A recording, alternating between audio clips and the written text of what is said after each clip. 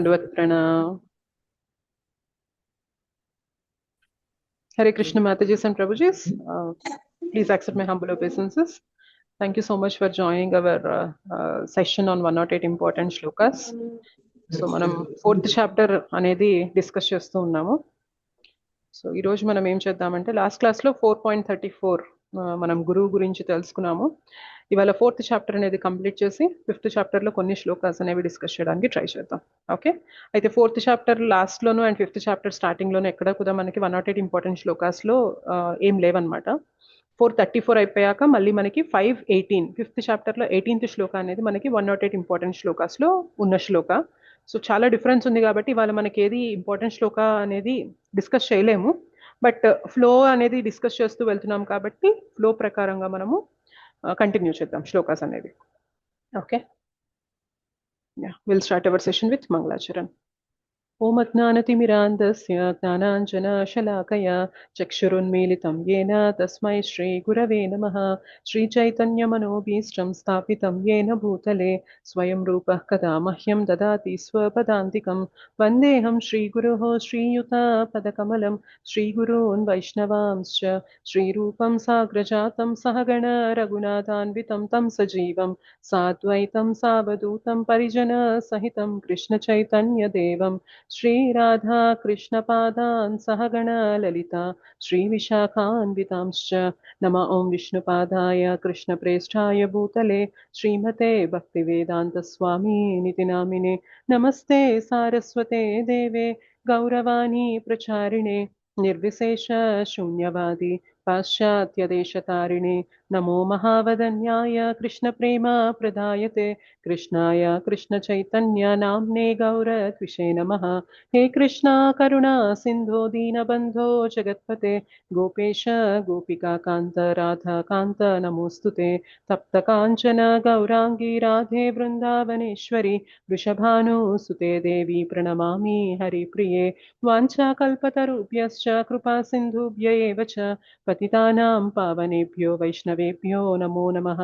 जय श्री कृष्ण चैतन्य प्रभु नित्यानंद श्री अद्वैत गदाधर श्रीवासादि गौरभक्तवृंद.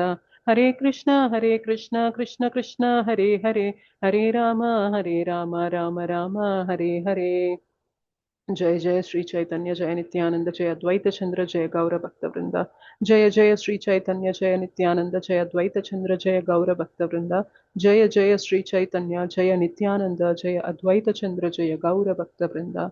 ओम नमो भगवते वासुदेवाय. ओम नमो भगवते वासुदेवाय. ॐ नमो भगवते वासुदेवाय. मुखं करोति वाचालं पङ्गुं लङ्घयते गिरिं यत्कृपातमहं वन्दे श्रीगुरुं दीनतारिणं परमानन्दमाधवं श्रीचैतन्य ईश्वरम्. श्री श्री राधा मदन मोहन जी की जय. श्री श्री गौरनिताय की जय. श्री श्री जगन्नाथ बलदेव सुभद्रा मैया की जय. जगत गुरु पतित पावन श्रील प्रभुपाद की जय. श्रील गुरुदेव की जय. निताय गौर प्रेमानंदे हरि हरि बोल.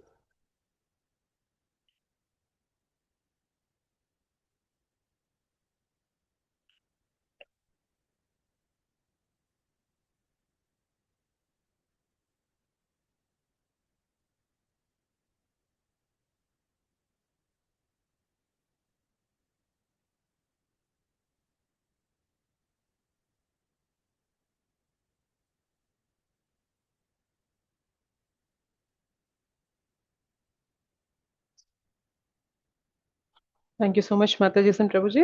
Hare Krishna, Dandavat Pranam. हरे कृष्ण माताजी దండ ప్రణాం.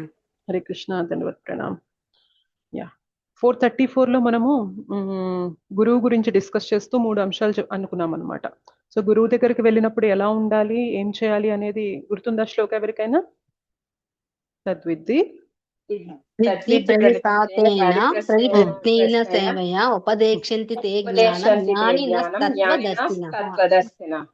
Okay, nice. శ్లోక వెళ్ళినప్పుడు చెప్పండి. ఎట్లా అంటే వినయపూర్వకంగా సత్యాన్ని తెలుసుకోవడానికి వెళ్ళాలి. ఆ గురువు దగ్గరికి వినయపూర్వకంగా ప్రశ్నించి సేవ చేయాలి. వాళ్ళు ఆత్మదర్శులు, జ్ఞానం తెలిసిన వారు అగటి వలన మనకి ఆ జ్ఞానాన్ని ఉపదేశిస్తారు మాతాజీ. కరెక్ట్. సో గురువు సేవ చేస్తున్నప్పుడే మనకి జ్ఞానం అనేది విజ్ఞానంగా మారుతుంది అనమాట. సేవ లేనంత వరకు ఏమవుతుంది అంటే జ్ఞానం దగ్గరే ఆగిపోతుంది. జ్ఞానం మన యొక్క నడవడికలో మార్పు తీసుకురావాలి అంటే, అది విజ్ఞానంగా మార్పు చెందాలి అంటే సేవ అనేది జరిగితేనే అవిజ్ఞానంగా మారుతుంది అనమాట. ఓకే, అందుకనే మనకి వపు సేవ, సేవ కూడా వామన ఉంటుంది. సేవ. కరెక్ట్, చెప్పండి. వపు సేవ వపు అంటే సేవ అంటే ఆధ్యాత్మిక గురువుల దగ్గర రాకుండా వాళ్ళ బట్టలు తడపడము, వాళ్ళు రూమ్ క్లీన్ చేయడము, వాళ్ళకి కావలసినవన్నీ మన దగ్గరుండి సమకూరిస్తే అది వపు సేవ అంటారు. వాణి సేవ అంటే మనం నిత్యము స్మరణము, శ్రవణము, కీర్తనము ఇవన్నీ మనం ఇంట్లో గృహస్థులుగా చేసుకునే దాన్ని వాణి సేవ అంటారు మాతాజీ. యాక్చువల్ గా వాణి సేవ అంటే, వపు సేవ అంటే మీరు అన్నది కరెక్ట్ అనమాట. ఫిజికల్ గా మనకి గురువుకి ఏవైతే సేవలు అవైలబుల్ గా ఉంటాయో మనం చేయడానికి, అవి చేసేది వపు సేవ. వాణి సేవ అంటే గురువు చెప్పిన ఆజ్ఞల్ని పాటించడం అనేది వాణి సేవ అనమాట. ఇప్పుడు గురువు మనకి చెప్పారనుకోండి, మీరు నెక్స్ట్ ఒక సంవత్సరం లోపు భగవద్గీతని 2 సార్లు చదవండి అని చెప్పి మనకు ఒక ఇన్స్ట్రక్షన్ ఇచ్చారనుకోండి. సో మనం శ్రద్ధ పెట్టి భగవద్గీతని 2 సార్లు నెక్స్ట్ 1 year లోపు చదివామనుకోండి, మనం ఇండైరెక్ట్ గా అక్కడ ఏం చేస్తున్నట్లు? గురువు యొక్క సేవ చేస్తున్నట్లు అనమాట. ఎందుకంటే గురువు మనకి ఇచ్చారు ఇన్స్ట్రక్షన్. గురువు చెప్పారనుకోండి, మీరు బుక్స్ అనేవి డిస్ట్రిబ్యూట్ చేయండి, లేదు మీరు క్లాసెస్ అనేవి తీసుకొని ఈ భక్తిని ప్రచారం చేయండి, ఇట్లా మనకి ఇన్స్ట్రక్షన్స్ ఇచ్చారనుకోండి, ఆ ఇన్స్ట్రక్షన్స్ ని ఫాలో చేయడానికి మనం ప్రయత్నం చేస్తూ ఉంటాం, చూసారా? దాన్ని మనం వాణి సేవ చేస్తున్నట్లు అనమాట. సో అందరికీ వపు సేవ మాత్రం దొరకదు, కానీ వాణి సేవ మాత్రం అందరికీ దొరుకుతుంది అనమాట. Okay okay. ఇప్పుడు నెక్స్ట్ శ్లోకాస్ చూద్దాము.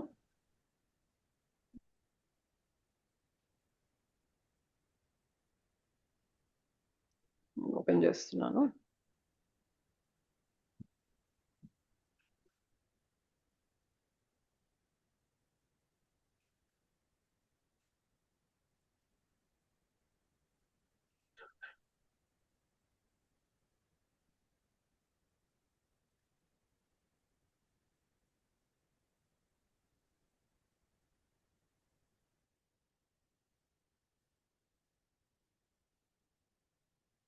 స్క్రీన్ కనిపిస్తుందా? అనిపిస్తుంది మాతాజీ. ఓకే. సో ఎవరైతే అనువాదం చదవాలనుకుంటున్నారో హ్యాండ్ రైజ్ చేయండి. వాళ్ళు అనువాదం ఒకటి చదువుదురు, మనం ఎక్స్ప్లెయిన్ చేస్తూ వెళ్దాం. సరోజ మాతాజీ చదవండి. 435 అనువాదం చదవండి. హరే కృష్ణ మాతాజీ. హరే కృష్ణ. అనువాదం. ఆత్మదర్శి అయిన మహాత్ముని నుండి యథార్థ జ్ఞానమును పొందినప్పుడు మరలా నీవెప్పుడునూ ఇటు మోహములకు గురి కావు. అట్టి జ్ఞానము చే సమస్త జీవులు పరమాత్మ అంశలే అని, లేక వేరు మాటలో అవి అన్నియును నాకు సంబంధించినగా తెలుసుకుంది. Hare Krishna Mataji. Hare Krishna. Thank you Mataji. So జ్ఞానం అనేది గురువు దగ్గరికి వెళ్ళి మనం సేవ చేసి వినయపూర్వకంగా ప్రశ్నలు అడిగి ప్రణిపాతం చేసి మనము తెలుసుకోవాలి అని చెప్పి ముందు శ్లోకాల్లో డిస్కస్ చేసాం. అయితే ఆ జ్ఞానం తెలుసుకోవడం వల్ల మనకి ఏంటి లాభం అనేది నెక్స్ట్ శ్లోకాస్లో ఉంటుంది అనమాట. సో ఏమంటున్నారు? ఆత్మదర్శి అయిన మహాత్ముని నుండి యథార్థ జ్ఞానమును పొందినప్పుడు మరలా నీవెప్పుడును ఇట్టి మోహమునకు గురి కావు. సో ఒకటి ఏం చేస్తుందంటే, మన మోహాన్ని అంటే మనం ఏదైతే మాయలో బ్రతుకుతున్నామో ఆ మోహాన్ని తీసేస్తుంది అనమాట జ్ఞానం తీసుకున్నప్పుడు గురువుల దగ్గర. అట్టి జ్ఞానముచే సమస్త జీవులు పరమాత్మ అంశలే అనియు, లేక వేరు మాటలో అవన్నీయును నాకు సంబంధించినవిగా తెలుసుకుందువు అని చెప్తున్నారు. గురువు దగ్గర జ్ఞానం తీసుకుంటే మన అజ్ఞానం తొలగిపోతుంది అనేది మనము ప్రతి క్లాస్లోనూ ప్రేయర్స్ అనేవి చేస్తూ ఒక శ్లోక చెప్తాం. చెప్పగలరు ఎవరైనా? వాంఛకల్పతరుభ్యశ్చ అంటే ఏంటి? మనము వైష్ణవులందరికీ ప్రణామం చేస్తున్నాం. వాంఛకల్పతరుభ్యశ్చ, మీరందరూ కూడా ఒక డిజైర్ ట్రీ లాంటి వాళ్ళు, మీరు అన్ని కోరికలు తీర్చే వాళ్ళు అని చెప్పి వైష్ణవులు ఇప్పుడు మీ అందరికి ప్రణామం జ్ఞానాన్ని ప్రసాదించమని అడుగుతాము. సో ఓం అజ్ఞాన తిమిరాంధస్య జ్ఞానాంజన శలాకయ చక్షురున్మీలితం యేన తస్మై శ్రీ గురవే నమః. అజ్ఞానం అనేది చీకటితో పోలుస్తారనమాట. అజ్ఞాన తిమిరాంధస్య, తిమిర అందస్య అంటే అక్కడ చీకటి అనమాట. సో అజ్ఞానం అనే చీకటిని తొలగించి ఏం చేస్తున్నారు గురువు? జ్ఞానాంజన శలాకయ, జ్ఞానం అనే జ్యోతిని వెలిగిస్తున్నారనమాట.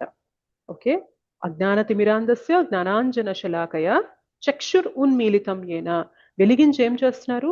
మన కళ్ళని తెరిపిస్తున్నారు అనమాట. సి మన కళ్ళు తెరుచుకొనే ఉన్నప్పటికీ కూడా చీకటిగా ఉంటే మన కళ్ళు మనకి పనిచేస్తాయో చెప్పండి? ఎట్లాంటి వెలుగు లేదు. కళ్ళు ఉండడానికి 2 కళ్ళు ఉన్నాయి, కానీ ఆ కళ్ళ వల్ల ఏదైనా ప్రయోజనం ఉంటుందా చీకటిగా ఉంటే? లేదు మాతాజీ, లేదు లేదు. మాతాజీ. ఈ కళ్ళకి ఎప్పుడు శక్తి వస్తుంది అంటే, కళ్ళతో పాటు చుట్టూ వెలుగు అనేది ఉందనుకోండి, ఆటోమేటిక్ గా మనకి ఏంటి, ఏ వస్తువు ఏంటి, దేన్ని దేనికి వాడాలి అనేది మనకి క్లారిటీ వస్తుంది అనమాట. సో మనం కూడా ఈ జగత్తులో ఉన్నాము, కానీ అజ్ఞానంతో కప్పపడిపోయిందనమాట. సో అజ్ఞానంతో కప్పపడిపోయి ఉన్నాం కాబట్టి అసలు మన జీవిత గమ్యం ఏంటి, మన మానవ జన్మ దొరికింది మనకెందుకు, పర్పస్ ఏంటి అనే విషయం కూడా మనకి తెలియదు అనమాట. జన్మ దొరికింది ఏదో, జంతువులు కూడా ఆహార నిద్ర భయమైతునం చేస్తున్నాయి, నేను కూడా ఆహార నిద్ర భయమైతునం చేస్తున్నానా అనే బ్రతుకుతున్నాం తప్ప, అసలు మనం ఎందుకు మానవ జన్మ తీసుకున్నాము, అసలు ఎందుకు ఇక్కడ ఉన్నాను నేను కొన్ని కావాలనుకుంటూ ఉంటే వేరే వస్తున్నాయి, నేను కొన్ని వద్దనుకుంటూ ఉంటే అవి నన్ను వదలడం లేదు. సో అసలు ఏం జరుగుతుంది అని చెప్పి ఎవరైతే మనకి తెలియచేస్తారో వాళ్ళే మనకి గురువు అనమాట. సో వాళ్ళు మనకి తెలుపుతారనమాట, మానవ జన్మ యొక్క ముఖ్య ఉద్దేశం భగవత్ సేవ చేయడం, భగవంతునితో కనెక్ట్ అవ్వడం. అందుకే మానవ జన్మ. మానవ జన్మ వచ్చింది ఇల్లు పైన ఇల్లు కట్టుకోవడానికి కాదు, లేకపోతే కెరియర్ లో ఇంకా ఇంకా పైకి వెళ్ళిపోతూ మన పర్పస్ ని పక్కన పెట్టడానికి కాదు, లేకపోతే బ్యాంక్ బ్యాలెన్స్ ని పెంచేసుకుంటూ నాకు అక్కడే సెక్యూరిటీ ఉంది అని అనుకోవడం కాదు, లేకపోతే లాకర్ నిండా నగలు పెట్టుకొని నేను చాలా ఆనందంగా ఉన్నాను అని భ్రమలో బ్రతకడం కాదు. ఇందుకు కాదు మానవ జన్మ వచ్చింది. మానవ జన్మ వచ్చింది భగవంతునితో సంబంధాన్ని తిరిగి పునఃస్థాపించుకోవడానికి. సో ఈ జ్ఞానాన్ని మనకి తెలుపుతారనమాట. ఈ జ్ఞానం లేనంత వరకు ఏమవుతుంది అంటే, ఏదేదైతే మాయా ప్రపంచం చూపిస్తుందో అందులోనే ఆనందం ఉందని చెప్పి పరితపిస్తూ ఉంటాం అనమాట. గురువు వచ్చినప్పుడే అర్థమవుతుంది. మనందరి జీవితంలో శ్రీల ప్రభుపాదుల వారి బుక్స్, శ్రీల ప్రభుపాదుల వారి ఇచ్చిన జ్ఞానం వచ్చిన తర్వాతే అర్థమైందా కదా చెప్పండి? అవును మాతాజీ. అంతకు ముందు వరకు మనం కూడా అజ్ఞానంలోనే ఉన్నాం. సో ఇవాళ మనకి జ్ఞానం అనేది తెలిసింది. మ్యూట్ లో ఉండండి, నాకు రీసౌండ్ వస్తుంది. సో ఇవాళ మనకి జ్ఞానం అనేది తెలిసింది. ఆ జ్ఞాన పదంలో నిలబడడానికి మనం స్ట్రగుల్ అవుతూ ఉన్నాం, సాధన చేస్తూ. ఒక్కొక్కసారి మనసు సహకరించక స్ట్రగుల్ అవుతున్నాం. స్ట్రగుల్ పర్లేదు, కొంతకాలం ఈ స్ట్రగుల్ ఉంటుంది, తర్వాత పోతుంది. కానీ అసలు జ్ఞానమే లేదనుకోండి, చాలా భయానకమైన పరిస్థితి అనమాట. చీకట్లో, అంధకారంలో, ఈ మాయా జగత్తులో కూరుకుపోతూ ఉంటాం అనమాట రోజు రోజు రోజు రోజు. సో మనకి గురువు మనకి ఆ జ్ఞానాన్ని ఇస్తారనమాట. అయితే ఇంకొక విషయం ఏం తెలుసుకోవాలంటే, మనము అజ్ఞానం వల్లనే మనకి కోరికలు అనేవి కలుగుతాయి. ఓకే, సో అజ్ఞానం ఉంది కాబట్టే కదా నేను ఈ శరీరం అనే అజ్ఞానంలో ఉన్నాను అనుకోండి, ఈ శరీరాన్ని సుఖపెట్టాలి అనే కోరిక అనేది నాకు ఎక్కువగా ఉంటుంది. అవునా కదా చెప్పండి? Yes or no? అజ్ఞానం వల్ల మనము శరీరాన్ని సుఖపెట్టాలి, లేకపోతే నాకు పలానా కోరికలు తీర్చుకోవాలి అని కామం అనేది ఉంటుందన్నమాట. దాన్ని తీర్చుకోవడానికి మనం ఏం చేస్తామంటే కర్మ చేస్తాం అనమాట. ఓకే, కర్మబంధనంలో చిక్కుకుంటూ ఉంటాం. సో ఎప్పుడైతే కర్మబంధనంలో చిక్కుకుంటామో క్లేశానికి దారితీస్తుంది అనమాట. ఒక్క అజ్ఞానం అనేది కామంగా మారుతుంది. కామం తర్వాత కర్మగా మనం కర్మ చేస్తాము, కర్మబంధనంలో చిక్కుకుంటాము. ఆ కర్మబంధనంలో చిక్కుకోవడం వల్ల మనం ఇవాళ ఇన్ని క్లేశాలు, కష్టాలు అనేవి అనుభవిస్తున్నాం అనమాట. అన్నిటికీ మూలం ఏంటి చెప్పండి? అజ్ఞానం. అందుకే గురువు గురించి మనం చెప్పే స్తోత్రంలో, ఆ స్థుతిలో మనం ఏమంటున్నాం? అజ్ఞానాన్ని తొలగించేస్తారు గురువు. సో ఒక్కసారి అజ్ఞానం తొలగి జ్ఞానం దృష్టితో వచ్చింది అనుకోండి, అజ్ఞానం కామానికి దారితీస్తుంది, జ్ఞానం ఏమవుతుంది? భగవత్ ప్రేమకి దారితీస్తుంది. ఓకే, సో ఇక్కడ మనకి క్లేశానికి దారితీస్తుంది, భగవత్ ప్రేమ మనకి అంతులేని ఆనందానికి దారితీస్తుంది అనమాట. మొత్తం పాత అనేది మారిపోయిందా లేదా? జస్ట్ ఆ జ్ఞానం అనేది పొందడం వల్ల మారిపోయింది. ఎగ్జాక్ట్లీ. సో గురువు మనకి అది చేస్తారనమాట, అంత గొప్ప మేలు అనేది చేస్తారనమాట. ఏ జన్మలో తల్లిదండ్రులైనా, భార్యాభర్తలైనా, పిల్లలైనా కొంతవరకే మనకి సపోర్ట్ అనేది అందివ్వగలరనమాట. కానీ గురువు మాత్రం జన్మల నుండి మనం ఏదైతే కష్టాలు పడుతున్నామో వాటన్నిటి నుండి బయటికి తీసుకొచ్చే మార్గాన్ని చూపిస్తారనమాట. సో ఈ జన్మలో మన తల్లిదండ్రులు ఈ జన్మ వరకే మన యొక్క కష్ట సుఖాలు అనేవి చూస్తూ ఉంటారు. తర్వాత వాళ్ళ చేతిలో ఉంటుందా చెప్పండి? ఉండదు మాతాజీ ఇంకా. ఉండదు. నో కానీ మాతాజీ. గురువు ఎలా అంటే ఒకసారి వీళ్ళకి అజ్ఞానం అనేది తొలగి జ్ఞానం అనేది నేను ఇచ్చి వీళ్ళు భక్తియుత మార్గంలోకి వచ్చి భగవద్భక్తి చేయడం మొదలు పెట్టారు అంటే ఇవాళ వీళ్ళు చేసుకున్న భక్తి ఎక్కడికి పోదు. ఈ శరీరం పడిపోయినా కూడా వచ్చే జన్మలో మళ్ళీ ఆ భక్తి కంటిన్యూ అయ్యేలాగా భగవంతుడు గ్యారంటీ ఇచ్చారు. సో అన్నిటికీ మూలం ఈ అజ్ఞానం కాబట్టి ఈ అజ్ఞానాన్ని తొలగించేసి జ్ఞానాన్ని ఇచ్చేస్తారనమాట. దానివల్ల ఏమవుతుంది అంటే ఈ జన్మలో మనం సఫలీకృతులం అవ్వలేకపోయినా కూడా బట్ నెక్స్ట్ జన్మల్లో కూడా మనం ఏదైతే జ్ఞానం పొందామో ఆ జ్ఞానం యొక్క ప్రగతి అనేది మనతో వస్తూనే ఉంటుందన్నమాట. ఆ జ్ఞానం యొక్క లాభం అనేది మనం పొందుతూనే ఉంటాం అనమాట. జన్మ తర్వాత జన్మ తర్వాత జన్మ. ఫైనల్ గా భగవద్ధామానికి తీసుకువెళ్ళేదాకా కూడా మనకి ఏదైతే గురువు జ్ఞానం ఇస్తున్నారో, గురువు ఏదైతే ఈ బోధ చేస్తున్నారో అదే మనకి తోడుగా ఉంటుందన్నమాట. ఓకే. అయితే ఇక్కడ చెప్తున్నారు అర్జునకి ఏమంటున్నారంటే మాయ ప్రభావం వల్లనే ఈ అశాశ్వతమైన శారీరక సంబంధాలని నువ్వు అదే మొత్తంగా అదే ఆల్ ఇన్ ఆల్ అని అనుకుంటున్నావు, అదే ముఖ్యమైనదిగా అనుకుంటున్నావు. కానీ ఒకసారి జ్ఞానం తీసుకుని నువ్వు ఆలోచించడం మొదలు పెడితే ఏమవుతుంది అంటే ఈ భవబంధనాలు కాదు, నాకు భగవంతునితో ఉన్న సంబంధమే మోస్ట్ ఇంపార్టెంట్ అని చెప్పి తెలుసుకుంటావు. సో ఆటోమేటిక్గా మాయ నుండి బయటికి వచ్చేస్తావు అని చెప్పి చెప్తున్నారనమాట. ఓకే. అండ్ ఇంకేమంటున్నారంటే ఎవరైతే ఈ జ్ఞానం తీసుకుంటారో వాళ్ళకి అర్థమవుతుంది అనమాట ప్రతి ఒక్క జీవి కూడా భగవంతుని యొక్క అంశనే. సో నేను ఎలానో ప్రతి ఒక్కరు కూడా అలానే అని అర్థమైపోతుంది. ఎప్పుడైతే అలా అర్థమైపోతుందో మనకి ఇంకా తారతమ్యాలు అనేవి ఉండవన్నమాట. సో మనం ఎప్పుడైతే ఈ విషయం మర్చిపోయి బిహేవ్ చేస్తూ ఉంటామో ప్రాబ్లమ్స్ అనేవి పెరిగిపోతూ ఉంటాయి. కానీ ఈ జ్ఞానం అనేది తీసుకున్న వ్యక్తికి ప్రతి జీవ కూడా భగవంతుని యొక్క అంశనే, ప్రతి జీవతో కూడా మనం మంచిగానే ఉండాలి, అప్పుడే భగవంతుడు సంతృప్తి చెందుతాడు అని చెప్పి తెలుసుకొని మన డీలింగ్స్ ఉన్నాయనుకోండి చాలా పీస్ఫుల్గా ఉంటుంది అనమాట జీవనం అనేది. ఓకే. నెక్స్ట్ శ్లోక చూద్దాం.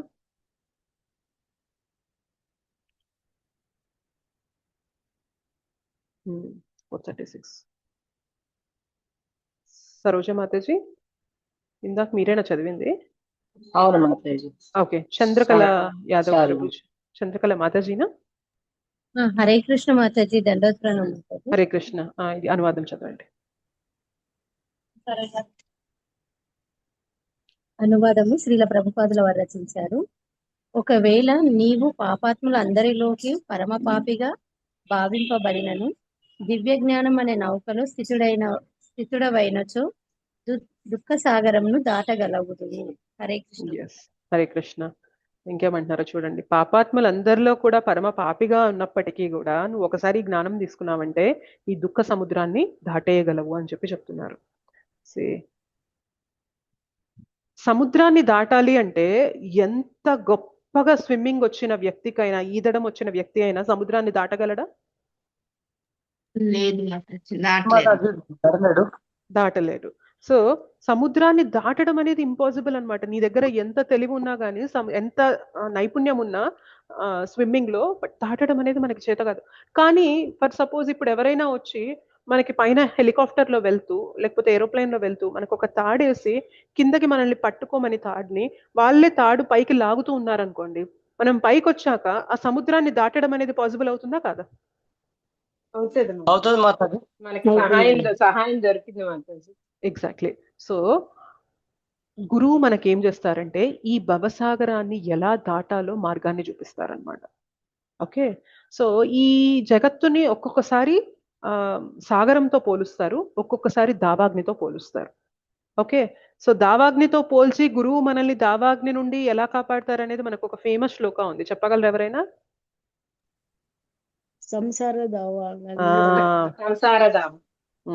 ఎవరైనా చెప్పగలరా? ఫస్ట్ ది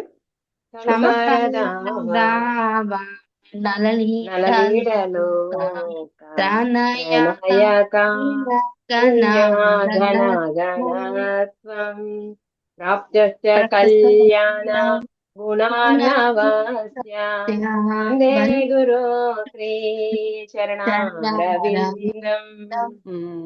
సో ఒక ఫారెస్ట్, ఒక అడవికి నిప్పంటుకున్నది అనుకోండి, మనం వెళ్ళి పైప్ పెట్టి నీళ్లు కొడతాను లేకపోతే బకెట్లు పెట్టి నీళ్లు చల్లుతాను అంటే ఆ నిప్పు ఆగుతుందా? ఆగదు మాతాజీ. పైపెచ్చు ఏమైంది తెలుసా, ఇంకా ఇంకా స్ప్రెడ్ అయ్యింది. ప్రజ్వలిస్తుంది అనమాట, ఇంకా స్ప్రెడ్ అయిపోయింది అనమాట. కానీ అట్లాంటి నిప్పుని కూడా ఆపగలిగిన శక్తి దేనికి ఉంటుందో తెలుసా? కుండ పోతగా వర్షం కురిసింది అనుకోండి, ఆ ప్లేస్ లో ఆగిపోతుందా కదా? ఆగిపోతుంది అన్నమాట. సో గురువు ఏం చేస్తున్నారంటే మనందరి జీవితంలో దావాగ్ని, ఈ సంసార సాగరం, ఈ సంసారం అనే ఒక దావాగ్ని వల్ల కలిగే ఇంపాక్ట్ అన్నింటినీ కూడా ఆయన ఒక వర్షపు ఒక మేఘం లాగా వచ్చి మనందరి పైన ఆయన కృప అనే వర్షాన్ని కురిపించి మన జీవితంలో ఉన్న దావాగ్నిని ఆయన ఆర్పేస్తున్నారు అనమాట.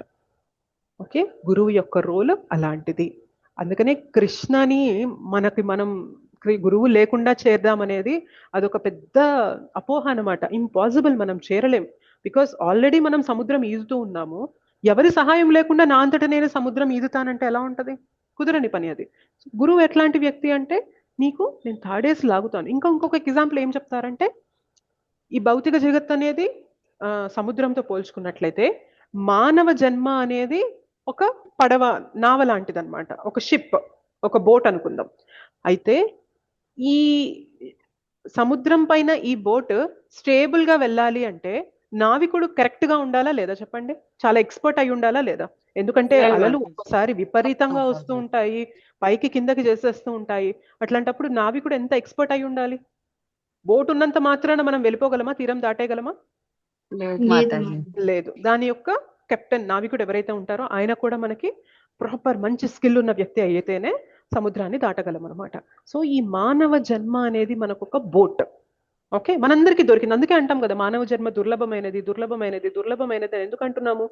ఈ జన్మ దొరికిందంటే, మనం కరెక్ట్ మార్గాన్ని పట్టుకున్నామంటే ఈ జన్మ మనకి లాస్ట్ జన్మ అయిపోయి మనం భగవద్ధామానికి వెళ్ళిపోవచ్చు అనమాట.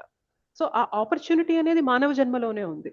సో ఈ సంసార సాగరంలో అన్ని జీవులు ఉన్నాయి, కానీ మానవుని జన్మ ఏంటి అంటే ఒక మంచి ఫెసిలిటీస్ ఉన్న ఒక బోట్ దొరికిందనమాట మనకి ఇప్పుడు. అయితే దీనికి ఎక్స్పర్ట్ బోట్మెన్ ఎవరు అంటే ఒక గురువు అనమాట. సో గురువు ఆజ్ఞల్ని మనం ఫాలో అవుతున్నాం అనుకోండి, ఆయనే ఈ శరీరంలో ఉన్న మనల్ని ఆయన నేర్పుతో ఈ భవసాగరాన్ని ఈదుతూ, ఎట్లా డ్రైవ్ చేయాలో చూస్తూ ఆయన మనల్ని ఈ సాగరాన్ని దాటించేస్తారనమాట. సో బోట్ దొరకడం ఒక అదృష్టం. అయితే ఈ బోట్కి ఒక మంచి ఎక్స్పర్ట్ బోట్మెన్, ఒక గురువుని మనం స్వీకరించి ఆయనకి పరిప్రశ్నలు వేస్తూ సేవ చేస్తూ మనం ఆయన ఇన్స్ట్రక్షన్స్ని ఫాలో అవడం అనేది ఇంకొక గొప్ప అవకాశం అన్నమాట ఈ భవసాగరాన్ని దాటడానికి. ఓకే, సో అదే చెప్తున్నారు ఇక్కడ మనకి. సో ఎంత గొప్ప నావికుడైనా కానీ ఆయనంతటా ఆయన దాటలేడు. బట్ ఎంత గొప్ప స్విమ్ చేసే వ్యక్తి అయినా కానీ, ఈతగాడైనా కానీ మనకి ఒక గురువు యొక్క సహాయం, కృప దొరికిందంటే మాత్రం ఈజీగా ఈ భవసాగరాన్ని దాటేయగలము అని చెప్తున్నారు. అంటే పాపం అనడానికి కాదు, కానీ చాలా అంటే చాలా ఎనర్జీ గురువుకి ఎక్కడ పోతుందో తెలుసా? అసలు నువ్వు ఈ భవసాగరంలో కష్టపడుతున్నావు అని మనకి తెలియజేయడానికే ఆయనకి చాలా అంటే చాలా ఎనర్జీ వేస్ట్ అయిపోతుందంట. శ్రీల ప్రభుపాదుల వారు కూడా ఎందుకు ఇన్ని బుక్స్, అర్ధరాత్రి 2 గంటలు మాత్రమే నిద్రపోతూ అర్ధరాత్రులంతా కూడా ఇన్ని బుక్స్ రాసి ఎంతమంది లెటర్స్ రాసినా కానీ వాళ్ళందరికీ రెస్పాన్స్ ఇస్తూ ఇన్ని టెంపుల్స్ ని కన్స్ట్రక్ట్ చేసి ఇంత పెద్ద ఇస్కాన్ అనే సొసైటీ, ఇండియాలో కాదు మొత్తం వరల్డ్ వైడ్, ఎక్కడ రామ, ఎక్కడ కృష్ణ, ఎక్కడ హరి, ఎక్కడ భగవద్ భక్తి అనే ఏది ఇంత మాత్రం కూడా జ్ఞానం లేని వాళ్ళకి కూడా జ్ఞానాన్ని ఇస్తూ అక్కడ టెంపుల్స్ ని, సెంటర్స్ ని ఓపెన్ చేసి వాళ్ళని బ్రాహ్మణులుగా మార్చి వాళ్ళు భగవద్గీత, భాగవతం శ్లోకాలు చదువుతూ వాళ్ళు భగవద్ భక్తి మార్గంలో ముందుకెళ్లేలాగా చేశారు అంటే ఎంత కష్టపడి ఉంటే ఇది జరుగుంటది ఆలోచించండి. ఇది సింపుల్ థింగ్ గా చెప్పండి. మన జీవితంలో మనం ఉన్న ఇంట్లో మనం ఉంటూ మన పనులు మనం చేసుకుంటూ కొంచెం రోజుకొక 2 గంటలో 3 గంటలో భగవంతుని కోసం టైం దీమంటేనే మనకి ఎంత కష్టం అనిపిస్తుంది. మరి 70 ఏళ్ల వయసులో శ్రీల ప్రభుపాదుల వారు ఇండియాను వదిలేసి ఒక్కరే వెళ్ళి యుఎస్ లో ఏమీ తెలియని వాళ్ళ దగ్గరికి అక్కడ రెగ్యులేటివ్ ప్రిన్సిపల్స్ ని బ్రేక్ చేయడమే, అంటే ఉల్లంఘించడమే వాళ్ళకున్న ఒకే ఒక అలవాటు అనమాట. సో అటువంటి ప్లేస్ కి వెళ్ళి వాళ్ళందరినీ భక్తులుగా మార్చారు అంటే ఎంత శక్తి ధారబోసుంటే ఆయనకి ఇంత చేయగలుగుతారు ఆలోచించండి. అంత కష్టపడ్డారు కాబట్టి మనం ఇప్పుడు ఇంత దీనిగా ఉన్న జ్ఞానం ఎగ్జాక్ట్లీ సంపాదించుకుంటున్నాం మాతాజీ. ఎగ్జాక్ట్లీ. సో మనకి ఆ కృతజ్ఞత ఉండాలన్నమాట. మాతాజీ ఇలా లేదు. చెప్పండి ఇప్పుడు ప్రభుజీ. ఇప్పుడు బోటుని భవసాగరాన్ని దాటడానికి బోటుతో కంపేర్ చేశారు కదా, అంటే పడవతో కంపేర్ చేశారు కదా. ఇక్కడ మార్గాన్ని మనకి గైడెన్స్ ఇచ్చేది గురువు, ఫైనల్ గా దాటించింది గురువు అంటారా భగవంతుడు అంటారా? భవసాగరాన్ని దాటించింది గురువా భగవంతుడా? గురువుకి భగవంతుడికి ఒక విధంగా చూస్తే అభేదం ప్రభుజీ. ఏంటి అంటే గురువు భగవంతుని యొక్క ప్రతినిధి కాబట్టి భగవంతుడి యొక్క కృపతోనే గురువు మనల్ని ఈ భవసాగరాన్ని దాటిస్తారనమాట. సో వాళ్ళిద్దరికి ఒక విధంగా చూస్తే అభేదం అని చెప్పొచ్చు అనమాట. ఆయన రిప్రజెంటేటివ్ కాబట్టి గురువు మనకి భగవంతుని పని ఆయనే చేసేస్తారనమాట. ఎస్ ప్రభుజీ. సో అదనమాట, గురువుకి చాలా అంటే చాలా శక్తి. అసలు ఓ జీవా, నువ్వు ఇక్కడ ఇబ్బంది పడుతున్నావు, నువ్వు ఈ జగత్తులో ఉండడమే తప్పు అని చెప్పి మనల్ని కన్విన్స్ చేయడానికి ఆయనకి చాలా అంటే చాలా ఎనర్జీ, టైం అనేది వెచ్చించాల్సి వస్తుంది అనమాట. కానీ ఒకసారి దాన్ని మనం అర్థం చేసుకొని సిన్సియర్ అయ్యి గురువు ఇన్స్ట్రక్షన్స్ని మనస వాచ కర్మణ ఫాలో అవుతాను అని చెప్పి ఎవరైతే ప్రయత్నం చేస్తూ ఉంటారో వారిపైన కృపని ధారబోసిస్తారనమాట గురువు. ఒకసారి గురు కృపకి మనం పాత్రలం అయ్యామనుకోండి, భగవంతుని కృప దొరికేసినట్లే కాదా? Yes or no? ఈజీగా అప్పుడు ఈజీగా మనము ఈ ప్రపంచాన్ని, ఈ భవసాగరాన్ని దాటేయచ్చు అనమాట అప్పుడు. ఓకే, నెక్స్ట్ ఏమంటున్నారు చూద్దాం.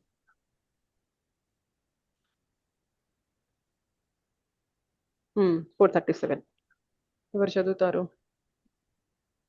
రాణి మాతాజీ చదువుతారా? చదువుతాను మాతాజీ. చదవండి. యతైతాంసి అనువాదం ఒక్కటి చదవండి. ఓకే ఓకే అనువాదం. ఓ అర్జున, మండుచున్న అగ్ని కట్టెలను బూడిదగా చేయునట్లు జ్ఞానమనడి అగ్ని భౌతిక కర్మ ఫలములనన్నింటినీ బూడిదగా చేసివేయును.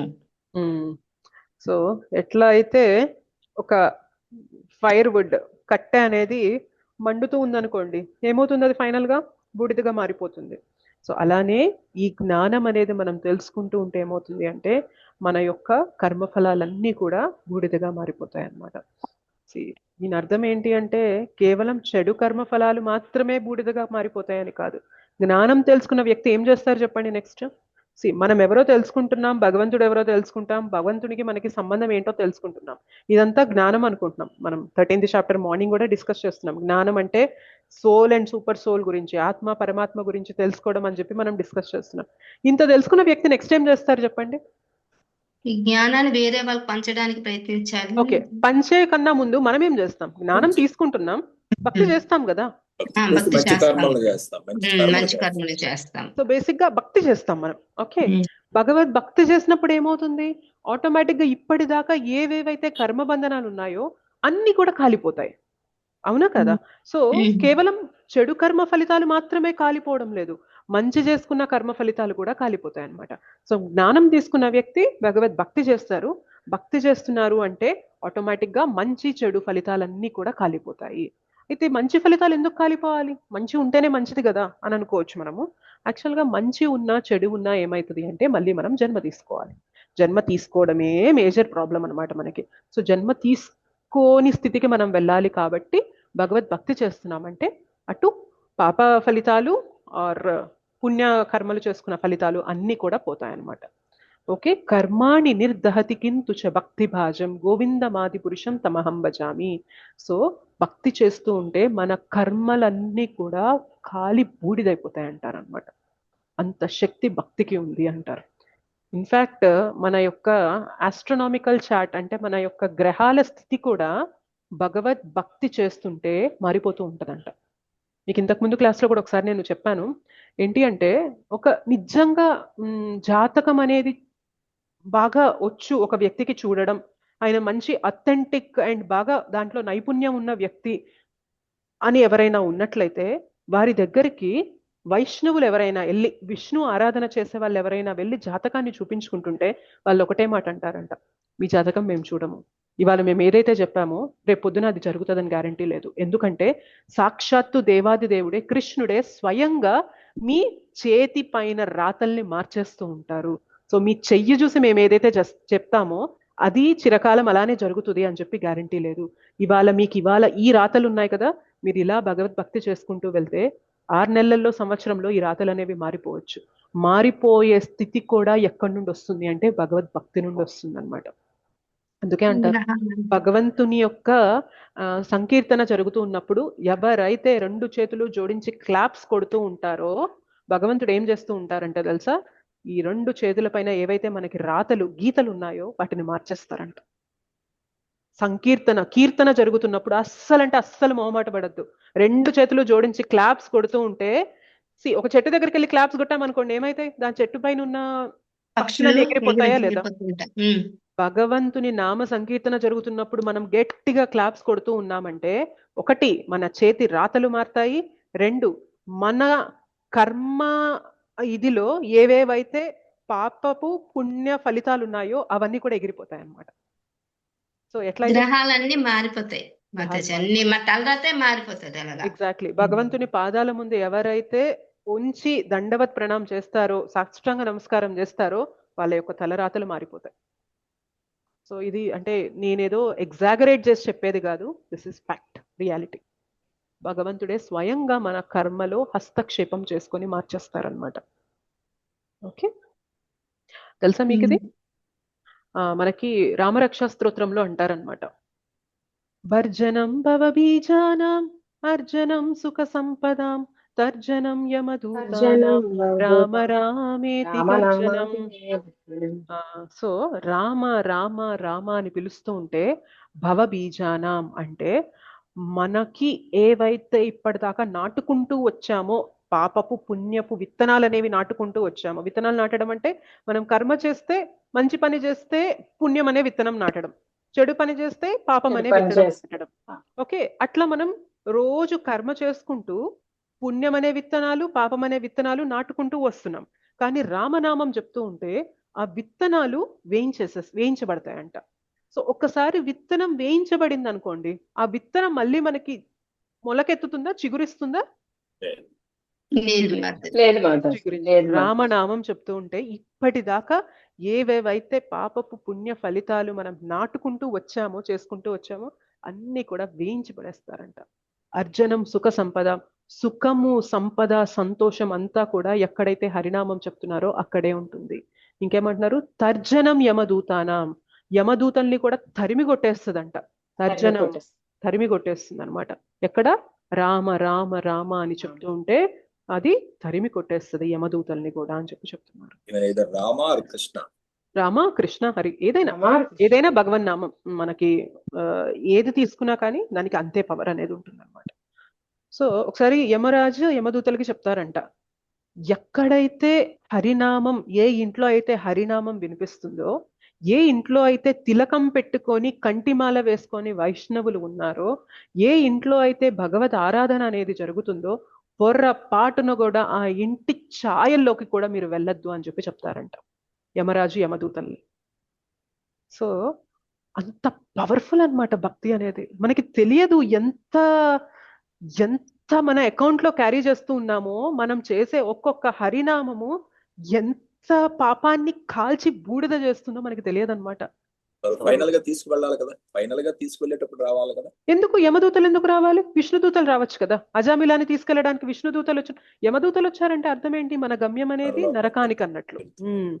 సో దీని అర్థం ఏంటి అంటే ఆయన ఇప్పటిదాకా ఎన్నైనా పాపాలు చేయనివ్వండి. అందుకనే నువ్వు పాపులందరిలో కూడా పరమ పాపి అయినప్పటికీ కూడా ఈ జ్ఞానం వచ్చిందంటే మాత్రం నువ్వు ఉద్ధరింపబడతావని ఎందుకు చెప్తున్నారు ఈ శ్లోకాలో? ఇప్పటిదాకా అజ్ఞానం వల్ల పాపాలు చేసుకుంటూ వచ్చావు, కానీ ఒక్కసారి నీకు జ్ఞానం వచ్చింది అంటే పాపాలు పుణ్యాలని పక్కన పెట్టి నువ్వు భగవద్భక్తి చేస్తావు కాబట్టి ఇప్పటిదాకా నువ్వు చేసుకున్న పాపాలన్నీ ఖాళీ బూడిదైపోతాయి.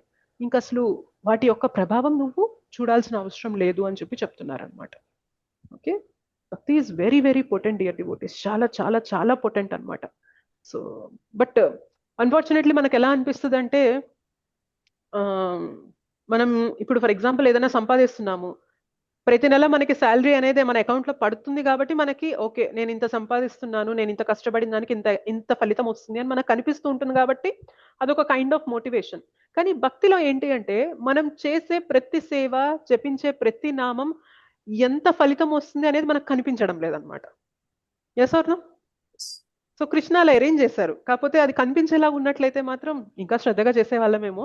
బట్ ఇప్పుడు మనకైతే కనిపించడం లేదు. కానీ ఒకటి మాత్రం ఫ్యాక్ట్, డెఫినెట్లీ తలరాత మారుతూ ఉంటుంది. కర్మ బంధనాల నుండి బయటకు వస్తూ ఉంటాము. మెల్లమెల్లగా మన నెంబర్ ఆఫ్ లైఫ్ టైమ్స్ అనేవి తగ్గిపోతూ ఉంటాయి. మెల్లమెల్లగా మన శత్రువు ఏదైతే ఉందో మన మనస్సు రూపంలో దాన్ని మనం జయించగలుగుతూ ఉంటాము. సో చాలా అంటే చాలా రిజల్ట్స్ అనేవి వస్తూ ఉంటాయి అన్నమాట. చాలా కోణాల్లో మన జీవితం అనేది మారుతూ ఉంటుంది. చాలా మందికి ఇది అర్థం కాక ఏదో టైం పాస్ గా చేస్తున్నారులే, హరినామం చెప్తున్నారులే అని అనుకుంటున్నారు. కానీ సైంటిఫికల్ గా మనకి చేసే భక్తి అనేది ఎన్ని విధాలుగా మనల్ని ప్రొటెక్ట్ చేస్తుందో తెలుసుకున్న ఏ వ్యక్తి అయినా కానీ భక్తిని దూరం పెట్టాలనుకోరు అనమాట. ఓకే, సో అందుకనే ప్రహ్లాద్ మహారాజ్ అంటారు 5 years 5 ఏళ్ల వయసు నుండి భగవద్భక్తి చేయాలి. ఎప్పుడో వయసు అయిపోయాక మనం చేయడం మొదలు పెడితే మన శరీరానికి అంత సత్తువ ఉండదు, అంత జ్ఞాపక శక్తి ఉండదు. కానీ అఫ్ కోర్స్ అసలు ఏం చేయని దానికంటే ఎప్పుడైతే తెలుసుకున్నామో అప్పటి నుండి చేయడం అనేది చాలా ఉత్తమమైన విషయము. బట్ స్టిల్ ఏంటి అంటే, సో ఎప్పుడైతే మనకి ఈ విషయం తెలిసిందో భగవద్భక్తి చేయాలి అని ఎప్పుడైతే మనం తెలుసుకుంటామో ఇమీడియట్ గా తీసేసుకోవాలి. నేను ఇప్పటిదాకా సమయం వృధా చేసుకున్నానని బాధపడుతూ కూర్చోకూడదు, లేకపోతే నాకు చేతవుతుందా లేదా అని చెప్పి వర్రీ అవుతూ కూర్చోకూడదు. ఏమి దాని గురించి అసలు ఆలోచించకూడదు అనమాట. Should immediately take to the path of భక్తి. ఏం వచ్చినా రాకపోయినా జపమాల పట్టుకొని భగవన్ నామం జపించడం అయితే అందరికీ వస్తుంది. జపమాల పట్టుకోలేకపోయినా కానీ కనీసం మాల తిప్పలేకపోతున్నాను, చేయి చేత కావట్లేదు అన్నా కానీ నాలుకైతే ఇక్కడే ఉంటుంది కదా, ఆ నాలుకతో హరినామం చెప్పడం అనేది ప్రతి ఒక్కళ్ళకి వస్తుంది అనమాట. అండ్ ఇట్లా ఫ్రీగా కూర్చోపెట్టి మీరు ఒక్క లింక్ నొక్కగానే భగవద్గీత భగవంతుని కథ చెప్తున్నామంటే ఏదో ఒక ఎంటర్టైన్మెంట్ మనకు కావాలి. సో భగవత్ కథని ఎంటర్టైన్మెంట్ గా జాయిన్ అయినా కూడా మనకి ఏమైతుంది అంటే మెల్లమెల్లగా ఎన్లైటన్మెంట్ మొదలైతుంది అనమాట. అంటే ఏదో ఆహ్లాదంగా ఉంది అని వినడం మొదలు పెట్టినా కూడా లోపల మార్పు అనేది మొదలవుతుంది అనమాట. ఓకే మాతాజీ 3 కర్మల గురించి కొంచెం బ్రీఫ్ గా, సంచిత కర్మ, ప్రారంభ కర్మ ఉంది కదా, ఒక్కసారి బ్రీఫ్ గా, వెరీ బ్రీఫ్ గా. నెక్స్ట్ క్లాస్ లో చెప్పిన ప్రభుజీ, నాకంత కరెక్ట్ గా డీటెయిల్స్ ఎక్కువ ఐడియా లేదు. నెక్స్ట్ క్లాస్ లో మీకు ఖచ్చితంగా నేను చూసి చెప్తాను మీకు అవి. వాటికి డిఫరెన్సెస్ ఉంటాయి అన్నమాట. ఒక్కొక్క కర్మ అంటే ఒక పేర్లు తెలీదు. ఒక కర్మ ఏంటంటే మొత్తం మన బ్యాగేజ్, ఒక కర్మ ఏంటంటే ఈ జన్మలో మనం అనుభవించాల్సింది, అట్లా ఉంటాయి. నేను కొంచెం డీటెయిల్స్ అవి సేకరించి నెక్స్ట్ క్లాస్ లో చెప్తాను.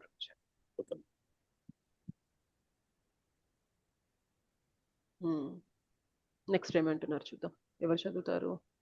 కమలాకుమారి మాతాజీ చదవండి అన్నమాట. హరే కృష్ణ. హరే కృష్ణ. ఈ జగత్తునందు దివ్య జ్ఞానము వలె పవిత్రము మరియు మహోన్నతమైనది వేరొకటి లేదు. అట్టి జ్ఞానము సమస్త యోగముల పరిపక్వ ఫలము. భక్తియుత సేవయందు పరిపూర్ణత్వమును సాధించిన వాడు కాలక్రమమున అట్టి జ్ఞానమును తన యందే అనుభవించును. హరే కృష్ణ.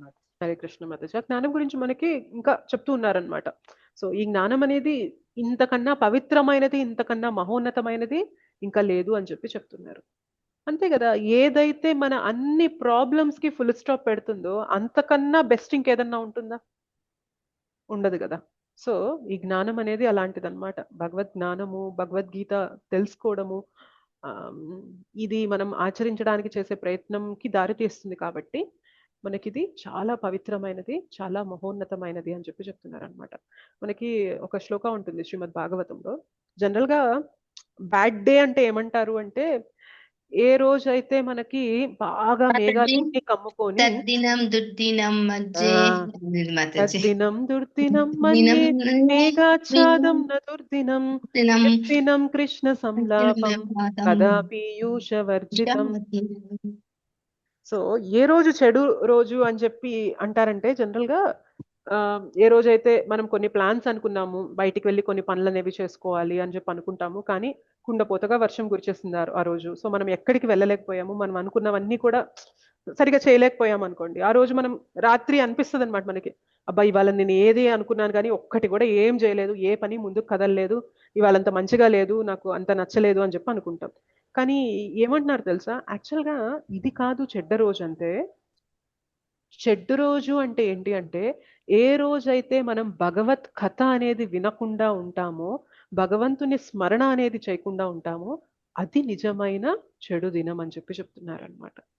ఓకే, సో అందుకనే మనం ఈ జ్ఞానాన్ని తీసుకుంటూ ఉంటున్నామంటే, రోజులో ఇంకే విషయాలు అటు ఇటు అయినా కానీ ఓకే పర్వాలేదేమో, కానీ భగవంతునితో కనెక్ట్ అయ్యి భగవత్ స్మరణ అనేది జరుగుతూ ఉంది అంటే మాత్రం చాలా చాలా చాలా పవిత్రమైన రోజుగా మనం భావించవచ్చు అనమాట. ఓకేనా? ఒక నిమిషం.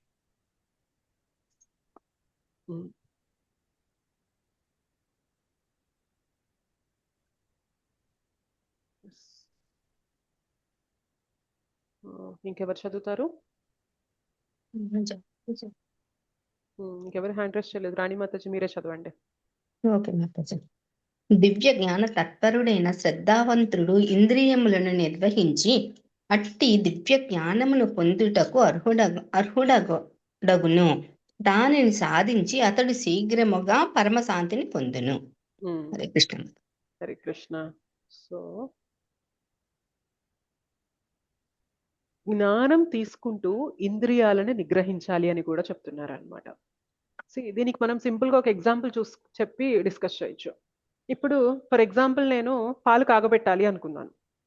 ఓకే, పాలు కాగబెట్టాలి అంటే మనం పాలు ఒక గిన్నెలోకి పోసి ఆ పాలని పొయ్యి మీద పెట్టి అది మరిగి పైకి వచ్చేంత వరకు కూడా మనకి ఒక 8 minutes 10 minutes పడుతుంది ఒక గిన్నెలో పాలు అనేవి కాచడానికి. సో మనం 8 minutes 10 minutes మంట పైన దాన్ని ఉంచామనుకోండి, అప్పుడు పాలు అనేవి మనకి కంప్లీట్ గా బాయిల్ అవ్వడం అనేది జరుగుతుంది. అవునా కదా? అవును. ఇప్పుడు ఫర్ ఎగ్జాంపుల్ మనము పాలు మరిగించడానికి పెట్టాము, జస్ట్ ఒక టైమర్ పెట్టుకొని 30 seconds మరిగిస్తున్నా, మళ్ళీ 30 seconds తీసి పక్కన పెడుతున్నా.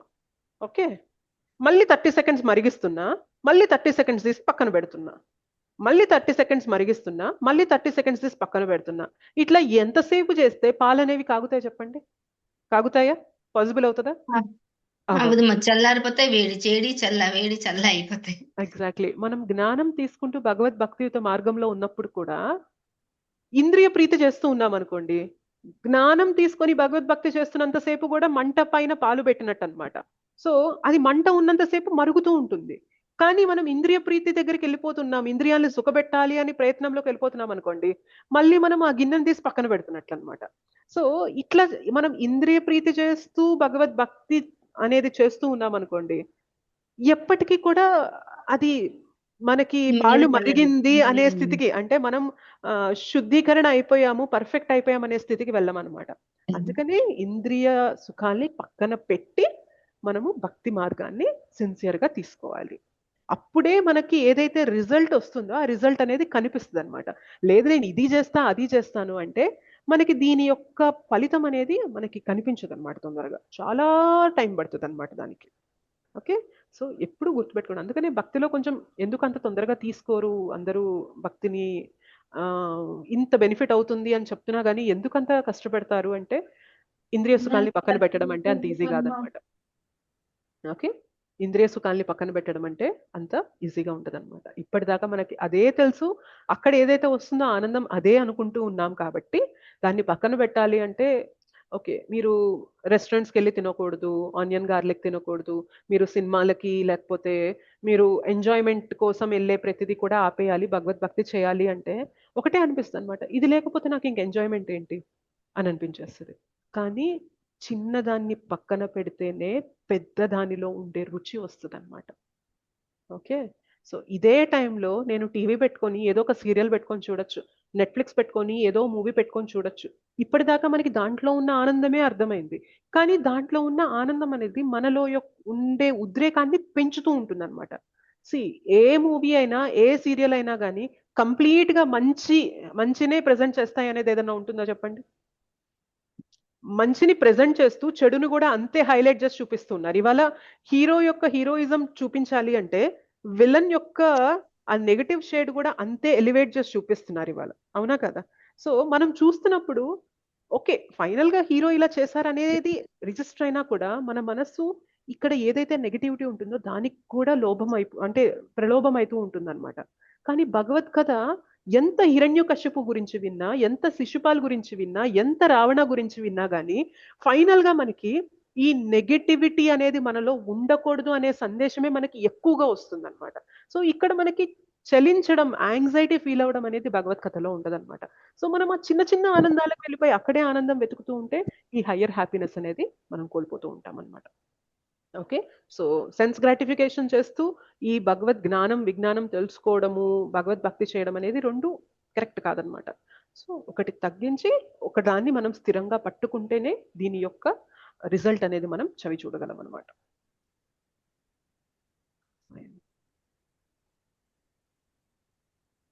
42 శ్లోకాస్ ఉన్నాయి. ఇంకెవరు చదువుతారు? స్వప్న మాతాజీ చదవండి. దండవత్ ప్రణామం. ధన్యవాదాలు.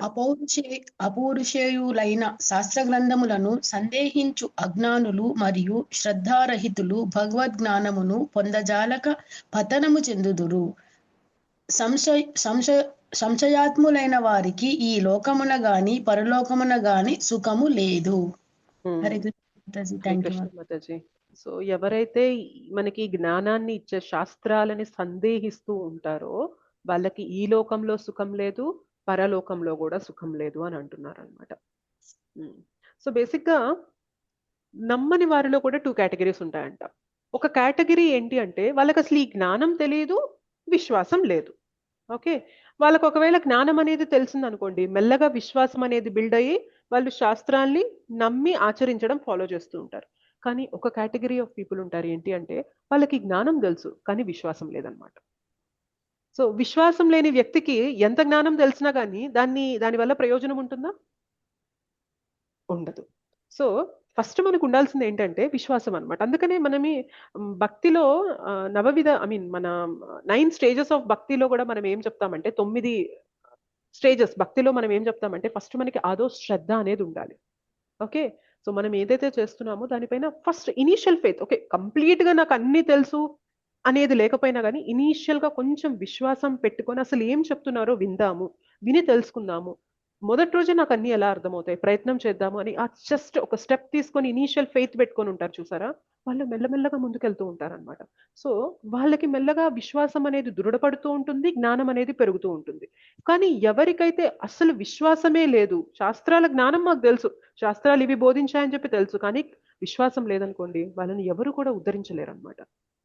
సో మనకి వాళ్ళ జ్ఞానం లేకపోయినా ఎంతో కొంత విశ్వాసం ఉందనుకోండి, ఆ విశ్వాసంతో జ్ఞానాన్ని స్వీకరించాలి అని ప్రయత్నం చేస్తాము. ఈ జ్ఞానం తీసుకునే కొద్దీ విశ్వాసం దృఢపడుతూ ఉంటుంది. ఈ రెండు ఎలా అంటే ముందు కొంత విశ్వాసంతో జ్ఞానాన్ని తీసుకుంటూ ఉంటాం, ఈ జ్ఞానం పెరిగే కొద్దీ విశ్వాసం పెరుగుతూ ఉంటుంది, విశ్వాసం పెరిగే కొద్దీ ఇంకా జ్ఞానాన్ని తీసుకుంటూ ఉంటాం, అది ఇంకా విశ్వాసం బలపడేలాగా చేస్తూ ఉంటుంది. సో ఇట్లా మనం భక్తిలో నిలకడగా ముందుకెళ్తూ ఉంటాం అనమాట. ఒకవేళ ఒక వ్యక్తికి విశ్వాసం అనేదే లేదనుకోండి, జ్ఞానం తెలిసినా విశ్వాసం లేదనుకోండి, ఇంకెలా కాపాడతాం చెప్పండి. సో అందుకనే భగవంతుడు చెప్తున్నారనమాట. సో ఎవరికైతే ఈ అపౌరుషేయమైన అంటే వీటిలో ఎట్లాంటి డిఫెక్ట్స్ లేవన్నమాట, శాస్త్రాల్లో ఫ్లా అనేది ఉంటదన్నమాట, ఫ్లాలెస్ అంటారనమాట శాస్త్రాలు అనేవి.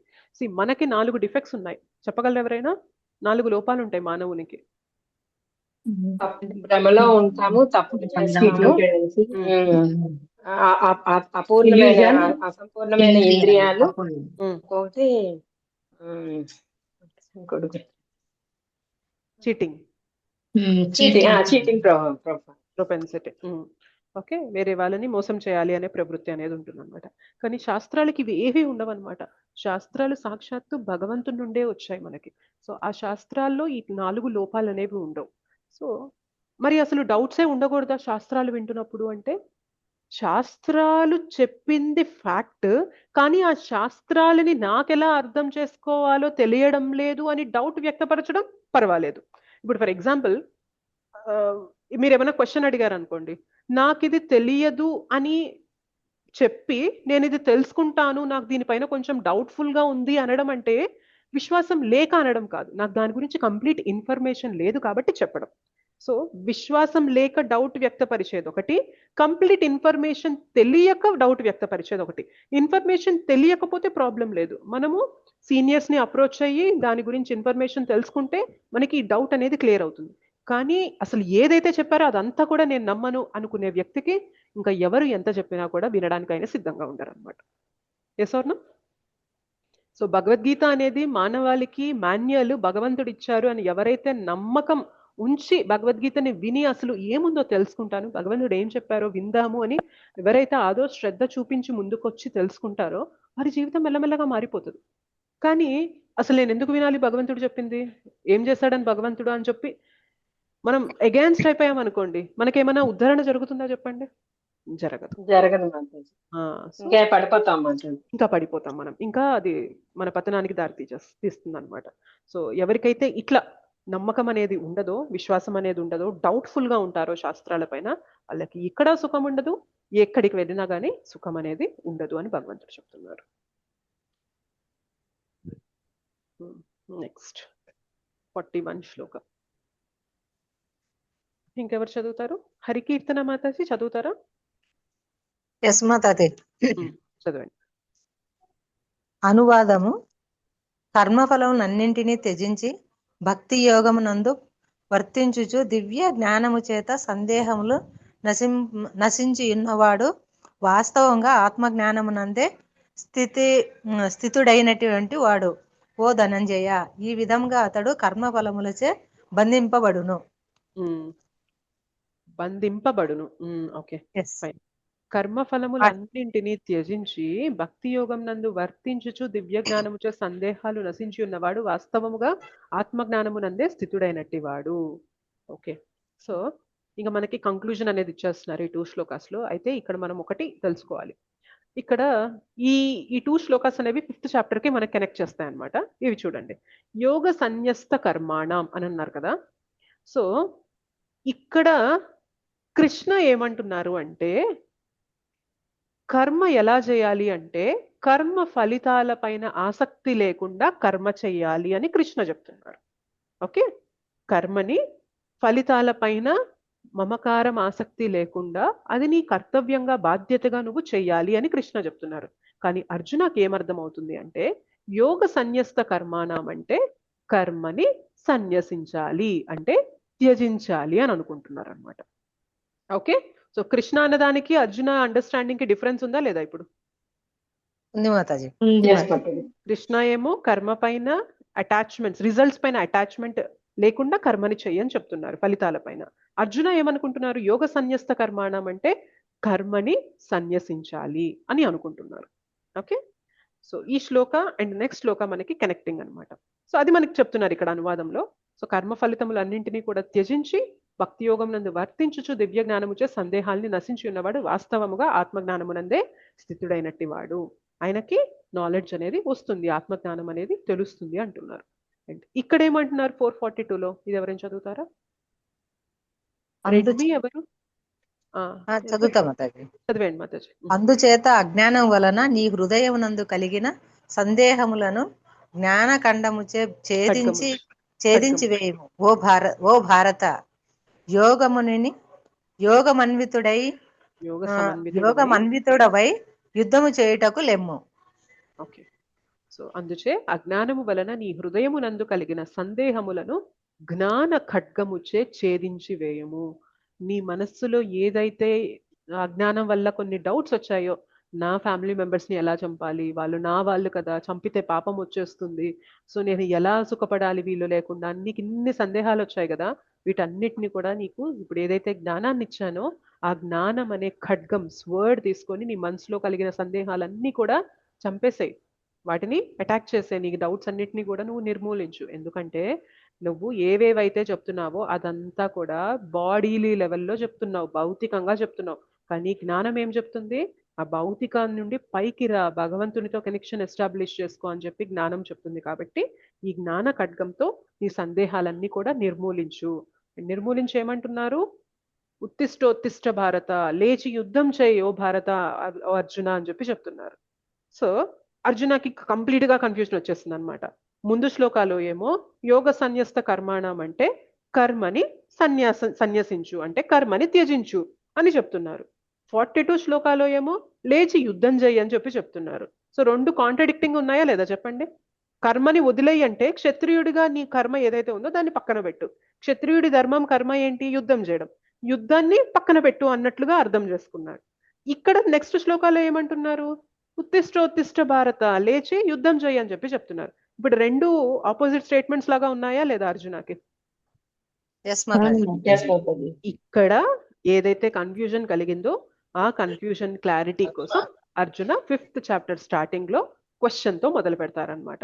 ఒకసారి ఏమో యోగ సన్యస్త కర్మాణం అంటున్నావు, ఇంకొకసారి ఏమో యోగా చేసి నువ్వు యుద్ధం చేయి అంటున్నావు, నాకు అర్థం కావట్లేదు, ఏంటో చెప్పు అని చెప్పి మనకి 5th చాప్టర్ అనేది మొదలవుతుంది అనమాట.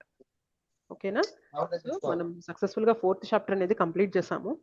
ఏమైనా క్వశ్చన్స్ ఉన్నాయా ఇంతవరకు?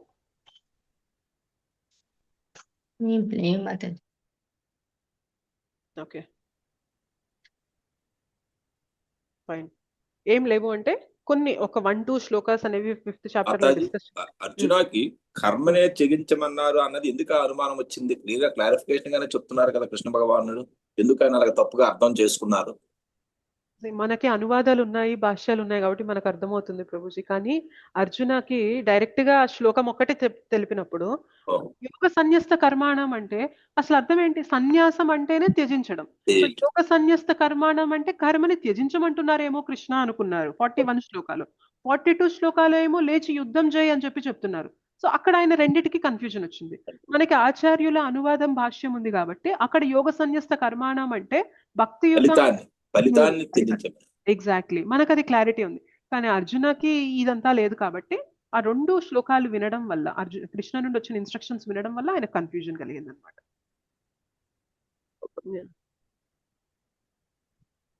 ఇంకేమైనా క్వశ్చన్స్ ఉన్నాయా? చాలా అంటే మనం ఇలా ఒక్కొక్క శ్లోకా చేస్తూ ఉంటే చాలా లేట్ అవుతుంది.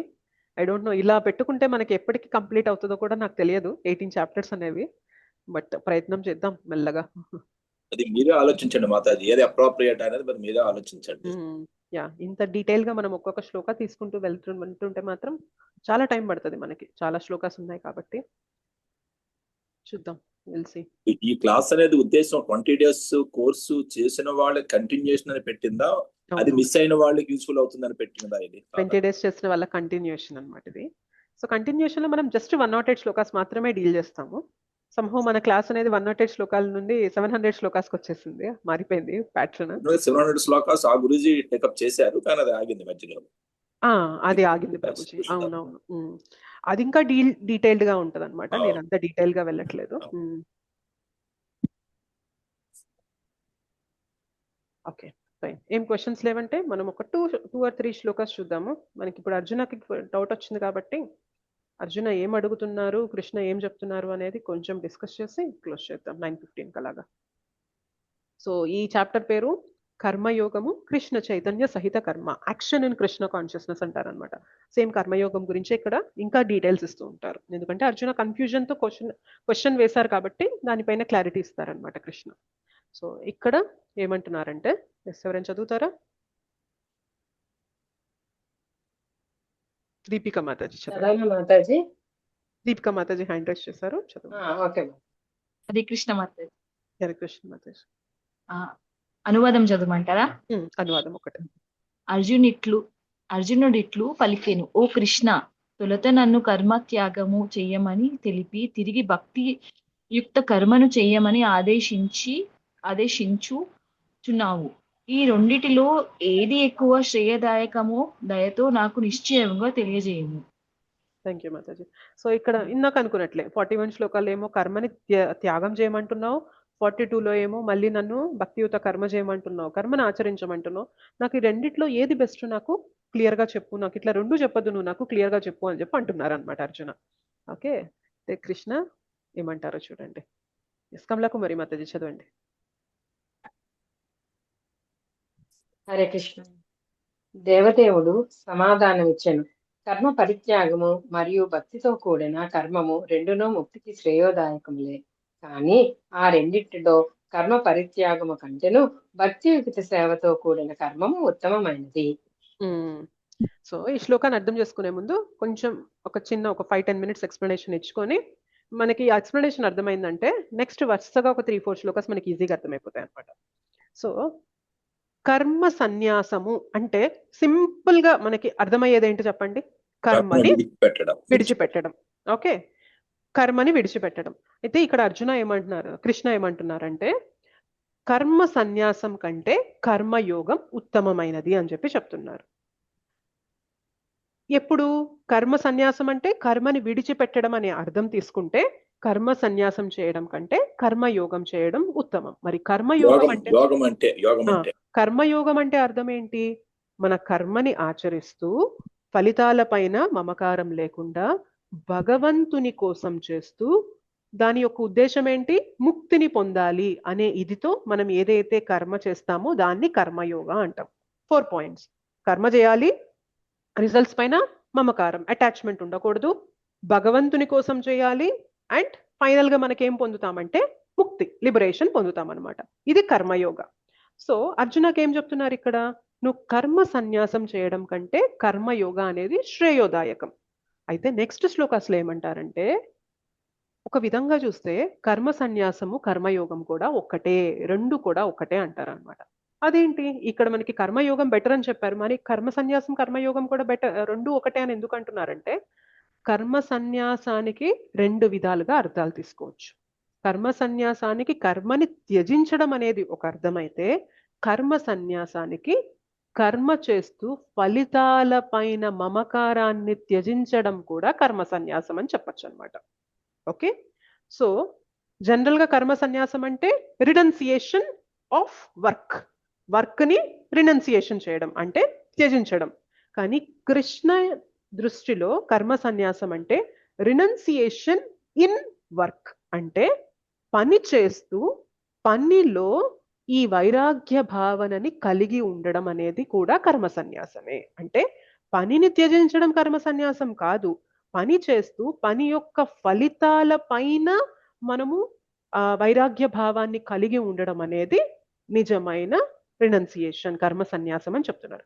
మరి ఇప్పుడు ఈ డెఫినేషన్ తీసుకున్నాం అనుకోండి, పని చేస్తూ పని యొక్క ఫలితాల పైన మనము ఆసక్తి లేకుండా ఉండడం అనే డెఫినేషన్ తీసుకుంటే దానికి కర్మయోగానికి డిఫరెన్స్ ఏమన్నా ఉందా? లేదు, రైట్? సో కర్మ సన్యాసానికి 2 అర్థాలు తీసుకుంటే, మొదటి అర్థం తీసుకున్నాం అనుకోండి, కర్మని త్యజించడం అనే అర్థం తీసుకుంటే దానికన్నా కూడా కర్మయోగం బెటర్ అర్జున అని చెప్తున్నారు. కానీ కృష్ణ నెక్స్ట్ ఇంకో స్టేట్మెంట్ చేస్తున్నారు, ఒకవేళ కర్మ సన్యాసానికి ఆ అర్థం తీసుకోకుండా కర్మ ఫలితాల పైన ఆసక్తి లేకుండా కర్మని చేయడం అనే అర్థం తీసుకుంటే కర్మయోగము కర్మ సన్యాసం 2 ఒకటే అని చెప్పి చెప్తున్నారు అనమాట. సో అలా చెప్తూ మనకి నెక్స్ట్ ఫర్దర్ శ్లోకాస్ అనేవి క్లారిటీ ఇస్తారు కృష్ణ, సేమ్ డీటెయిల్స్ ఇస్తారనమాట. సో కర్మ పరిత్యాగము మరియు భక్తితో కూడిన కర్మము 2 ముక్తికి శ్రేయోదాయకములే, కానీ రెండింటిలో కర్మ పరిత్యాగము కంటే భక్తియుత సేవ చేయడం అనేది ఉత్తమమైనది. ఇది మనం ఫస్ట్ చెప్పుకున్న ఎక్స్ప్లెనేషన్. ఓకే, ఇప్పుడు 3rd శ్లోకాలు ఏమంటారంటే, గొప్ప బాహుపరాక్రమము కల ఓ అర్జున, కర్మ ఫలములను ద్వేషించుట గాని వాంఛించుట గాని చేయనివాడు నిత్య సన్యాసిగా తెలియబడును. ద్వంద్వముల నుండి విడివడి ఉండు అట్టి వ్యక్తి లౌకిక బంధములను సులభముగా అధిగమించి సంపూర్ణముగా విముక్తుడగును. సో బేసిక్ గా ఇక్కడ ఏమంటున్నారంటే, కర్మ ఫలితాల పైన నువ్వు అటాచ్మెంట్ అనేది లేకుండా ఉండాలి, అప్పుడే నిన్ను నిత్య సన్యాసిగా పిలువబడతారు. సో సన్యాసి అంటే కేవలం సన్యాస దండ తీసుకొని సన్యాసాశ్రమంలో ఉండే వ్యక్తి మాత్రమే కాదు, గృహస్థుగా ఉన్నప్పటికీ కూడా ఆయన కర్మని సన్యాస భావంలో చేయడం అనే వ్యక్తిని కూడా మనము సన్యాసంలో కర్మ చేయడం అని చెప్పి చెప్పొచ్చు అనమాట, కర్మ సన్యాసి అని చెప్పి చెప్పొచ్చు. బాగా కష్టంగా ఉందా? ఫైన్. సో ఇందాక మనం అనుకున్నాం కదా, కేవలము అల్పజ్ఞులే భక్తియుత సేవను అంటే కర్మయోగాన్ని మరియు భౌతిక జగత్తు యొక్క విశ్లేషణాత్మక అధ్యయమునకు సాంఖ్యయోగమునకు భిన్నమైనదిగా పలుకుదురు. సో ఎవరికైతే జ్ఞానం లేదో వాళ్ళే కర్మయోగము జ్ఞానయోగము 2 వేరు అని చెప్పి చెప్తారు, సాంఖ్యయోగం వేరని చెప్తారు. కానీ నిజంగా జ్ఞానం ఉన్న వ్యక్తి ఏమంటారంటే 2 మార్గాలు కూడా ఒక్కటే, ఏ ఒక్కదానిని సమగ్రముగా అనుసరించునను రెండింటి ఫలములను మానవుడు పొందగలడని నిజమైన పండితులు చెప్పుదురు. సో ఇందాక మనం 2వ ఎక్స్ప్లెనేషన్ ఇచ్చుకున్నాం కదా, అది దీనికి వర్తిస్తుంది అనమాట. ఎవరికైతే జ్ఞానం లేదో వాళ్ళు ఏమంటారంటే భక్తి యోగము ఆర్ కర్మయోగము లేదా కర్మ సన్యాసము 2 వేరని చెప్తారు. కానీ నిజమైన జ్ఞానవంతులు ఏమంటారంటే 2 కూడా మనకి ఒకే మార్గాన్ని చూపిస్తాయి. ఎందుకంటే ఇక్కడ కర్మ సన్యాసం అంటే అర్థం కర్మని సన్యాసించడం అని కాదు, కర్మ యొక్క ఫలితాలపైన సన్యాస భావం అనేది ఉండడం, స్పిరిట్ ఆఫ్ రినౌన్సియేషన్ అనేది ఉండడం అనమాట. ఓకేనా? యాక్చువల్లీ సాంఖ్య అంటే మాతాజీ తెలుగులో చెప్పండి, సాంఖ్య అంటే ఏంటి? సాంఖ్య యోగం అని వచ్చింది కదా మనకి. సాంఖ్య అంటే జ్ఞానయోగం అని తీసేసుకోవచ్చు ప్రభు. ఎవరైతే జ్ఞానయోగ పద్ధతిలో మొత్తం జగత్తుని ఆయన విశ్లేషణ చేస్తూ ఏంటి ఎలా నడుస్తుంది అని చెప్పి వాళ్ళు అనాలిసిస్ చేస్తూ జ్ఞానాన్ని తెచ్చుకుంటారనమాట. వాళ్ళు ఏంటంటే కర్మని చేయరనమాట ఇంకా. సో మనకి థర్డ్ చాప్టర్ లో కూడా అదే అంటారనమాట. అచ్చా. థర్డ్ చాప్టర్ లో ఏమంటారంటే నువ్వు కర్మయోగ జనరల్ గా లెవెల్స్ ఏంటంటే కర్మని చేస్తూ ఉంటే జ్ఞానం వస్తుంది. జ్ఞానం వచ్చిన తర్వాత వాళ్ళు ఈ సాంఖ్య యోగ జ్ఞానయోగ పద్ధతిని తీసుకుంటారు. సో ఆ ఎప్పుడు సంఖ్య అంటే ఏంటి అదే నాకు తెలుగులో సాంఖ్య అంటే బేసిక్ గా అనాలిసిస్ చేస్తూ ప్రకృతిని ఈ జగత్తుని అనాలిసిస్ చేస్తూ దీని వెనక ఎవరున్నారు ఎవరు నడిపిస్తున్నారు అని వాళ్ళు అనాలిసిస్ ద్వారా తెలుసుకుంటారు అనమాట. ఓకే. కర్మలో ఏంటంటే మనం కర్మని ఆచరిస్తూ సాక్రిఫైసెస్ ఇంతకు ముందు క్లాస్ లో డిస్కస్ చేసుకున్నాం కదా. సో దేవీ దేవతల ఆరాధన చేయడము, ఇంద్రియ ఓకే. నిగ్రహం చేయడం, ఇట్లాంటివన్నీ చేస్తూ వీళ్ళు జ్ఞానాన్ని తెచ్చుకుంటారు. జ్ఞానయోగంలో ఏంటంటే విశ్లేషణంగా అనాలిసిస్ చేస్తూ రీసెర్చ్ అండ్ అనాలిసిస్ చేస్తూ తెలుసుకుంటారు అనమాట జ్ఞానాన్ని. అది జ్ఞానయోగం ఆర్ సాంఖ్యయోగం అంటారు అనమాట. సో అది ఏ రెండు మార్గాలు కూడా మనకి ఫైనల్ గా అల్టిమేట్ డెస్టినేషన్ అనేది ఒకటే. కర్మ సన్యాసం అన్నప్పుడు రెండు అర్థాలు తీసుకోవచ్చు. కర్మని వదిలేయడం అనుకున్నట్లయితే కర్మ యోగం బెటర్ కర్మ సన్యాసం కంటే. కానీ కర్మ సన్యాసం అంటే కర్మ ఫలితాల పైన సన్యాస భావం అనేది ఉంచడం అని అనుకున్నట్లయితే రెండు కూడా రెండు ఒకటే అని చెప్తున్నారు అనమాట కృష్ణ. ఓకే, క్లియరా? కన్ఫ్యూజింగ్ ఉందా? క్లియర్. ఓకే, ఇంకేమైనా క్వశ్చన్స్ ఉన్నాయా? నెక్స్ట్ క్లాస్ లో మిగిలిన శ్లోకాస్ అనేవి చూడడానికి ప్రయత్నం చేద్దాము.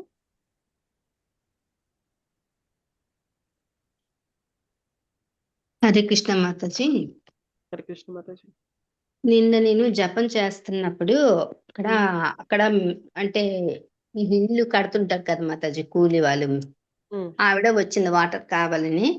వచ్చినప్పుడేమో జపం చేస్తున్నారా, మేము 3 గంటలకు లేచిపోతాము, వెళ్ళిపోయి గుళ్ళోకి వెళ్ళిపోయి అక్కడ రోజు భజన చేస్తుంటాము, నగర సంకీర్తన చేస్తుంటాము అన్నారు మాతాజీ ఆవిడ. ఇక భౌతిక జ్ఞానం ఒక్కటే లేదు కానీ 3 గంటలకు వెళ్ళిపోతారంట, ఆ సేవ చేస్తారంట, ఆ సంకీర్తన చేస్తారంట, ఆ భజన చేస్తారంట. ఆశ్చర్యపోయాను మాతాజీ చెప్తే. చూసారా, అంటే మన యొక్క ఉపాధి మన యొక్క స్థితి పైన భక్తి డిపెండ్ అవ్వదు అనమాట. ఆమె మేబీ ఒక వర్కర్ గా పని చేస్తూ ఉండొచ్చు, ఒక ఇల్లు కట్టడానికి ఆవిడ ఒక ఇదిగా పని చేస్తూ ఉండొచ్చు, కానీ అయినప్పటికీ కూడా 3 గంటలకు లేచి భక్తి భజన ఆరతికి అట్లా వెళ్ళిపోతుంది అంటే ఎంత శ్రద్ధ ఉన్నట్లు ఆలోచించండి. అందరినీ పిలుస్తాము, పిలిచి అందరం కలిసి చేరిపోయి భజన చేస్తాము గుళ్ళోని. ఇంకా తిరుపతికి వెళ్తాను, సేవ చేస్తానని చెప్పింది మాతాజీ ఆవిడ. భక్తికి చాలా గ్రేట్. అట్లాంటి వాళ్ళని చూసినప్పుడు మనకు అనిపిస్తుంది అనమాట, మనం ఏదో ఇంట్లో కూర్చొని క్లాసులు వింటూ గొప్ప భక్తి చేస్తున్నాం అనుకుంటాం, కానీ కాయ కష్టం చేస్తూ రోజంతా కష్టపడుతూ పొద్దున్నే లేచి భగవంతుని దగ్గరికి వెళ్ళి అంత సేవ చేస్తూ వాళ్ళు ఇదవుతున్నారంటే వాళ్ళు నిజంగా గ్రేట్ కదా. అట్లాంటి వాళ్ళ గ్రేట్ మాతాజీ. భజన కూడా మీరు ఇప్పుడు చెప్పారు కదా మాతాజీ, భజనే ఇది మంచిది అన్నట్టు. భజనే చేస్తారంట మాతాజీ రోజుని అప్పుడప్పుడు అలాగా. చాలా గ్రేట్ అనుకున్నాను. మనకు తెలియదు మాతాజీ, మన చుట్టుపక్కల అలా చాలా మంది ఉంటారు అనమాట. మనకు అలా ఎదురు పడినప్పుడు మాత్రం మనం తెలుసుకోగలుగుతాం. చాలా మంది చాలా సిన్సియర్ గా ఉండే వాళ్ళు ఉంటారనమాట. అది వాళ్ళు ఎంత సిన్సియర్ అనేది భగవంతునికి ఆ జీవకి మాత్రమే తెలుస్తుంది. కానీ మనం అట్లాంటి వాళ్ళకి మనం అంటే మనకు ఎదురు పడినప్పుడు మనకు అర్థమవుతుంది అనమాట, మనం చేసేది అసలు ఏమి గొప్ప పని ఏం కాదు, ఏమీ కాదు, కూర్చొని ఇంట్లో ఉండి జీవించుంటున్నాం. ఈ జ్ఞానం ఏమి లేకుండా చేస్తున్నారు మాతాజీ. పర్లేదు మాతాజీ, వచ్చేస్తుంది వాళ్ళకి ఏ జ్ఞానం అయితే ఉంటే వాళ్ళకి ముందుకు వెళ్ళిపోగలరు, భగవంతుడు ఆ జ్ఞానాన్ని ఇచ్చేస్తారు అనమాట. ఒక క్వశ్చన్, ఈ రోజు టాపిక్ ఇది కాదు, నేను 12th టాపిక్ రివైజ్ చేస్తుండేటప్పుడు ఎక్రానియం గాడ్ వస్తుంది కదా, ఓ ఫర్ ఆప్షన్స్ ఆప్షన్స్ లో భక్తి గురించి 8 స్టెప్స్, అంటే టాప్ టు బాటమ్ వచ్చే స్టెప్స్ 8 అని చెప్పి 4 క్లాస్ లో చెప్పారు. 8 కాదు 4. ఆ వర్డింగ్ ఎందుకు, ఆ లాంగ్వేజ్ 8 స్టెప్స్ అన్న రకంగా వినిపిస్తుంది, చూస్తే 4 కనిపిస్తున్నాయి. లేదు, ఆప్షన్స్ లో 4 ఇస్తారు. 8 అని 8 అని వర్డ్ మీరు వాడేటట్టుగా రికార్డ్ లో నాకు అలా అనిపిస్తుంది. పొరపాటున చెప్పాను.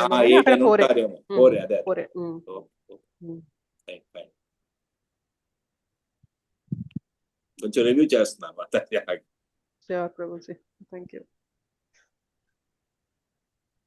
Thank you so much Matajis and prabhujis. కొంచెం కష్టంగా అనిపించినా అర్థం కాకపోయినా కానీ కంగారు పడద్దు. నేను మొన్న క్లాస్లో చెప్పినట్లే కర్మయోగ జ్ఞానయోగ చాప్టర్స్ కొంచెం కష్టంగానే ఉంటాయి. భక్తి యోగాకి వచ్చేసరికి మాత్రం మనకి చాలా సులువుగా ఉంటుంది, మనకి చాలా దగ్గరగా, మన హృదయానికి దగ్గరగా అనిపిస్తాయి అనమాట టాపిక్స్ అనేవి. పర్వాలేదు, ఇవి కొంచెం అటు ఇటు అయినా కానీ ఫైనల్ గా మనం భక్తి అనేది అర్థం చేసుకోగలిగినట్లయితే భగవద్గీత సారాంశం అంతా కూడా మనకి అర్థమైపోయినట్లు అనమాట. అని మనం డీటెయిల్ గా డిస్కస్ చేస్తున్నాం కాబట్టి వీటిపైన ఇంత స్ట్రెస్ చేస్తూ చెప్తున్నాను. ఆ, కొంచెం అర్థం చేసుకోలేకపోయినా కూడా నో ప్రాబ్లం, పర్వాలేదు. మరి భగవంతుడిని ఎవరు చూడలేదు, అనుభవిస్తేనే తెలుస్తుంది అని అంటారు కదా, మరి ఇక్కడ మనకి ప్రాక్టికల్ గా ఉన్నప్పటికీ కూడా దీన్ని హైలైట్ చేయకుండా భగవంతుని చూడడం అనేది అంత ఈజీ కాదు, అది అనుభవిస్తేనే తెలుస్తుంది అనేది ఎక్కువగా మనకి వెర్షన్ వినిపిస్తుంటది.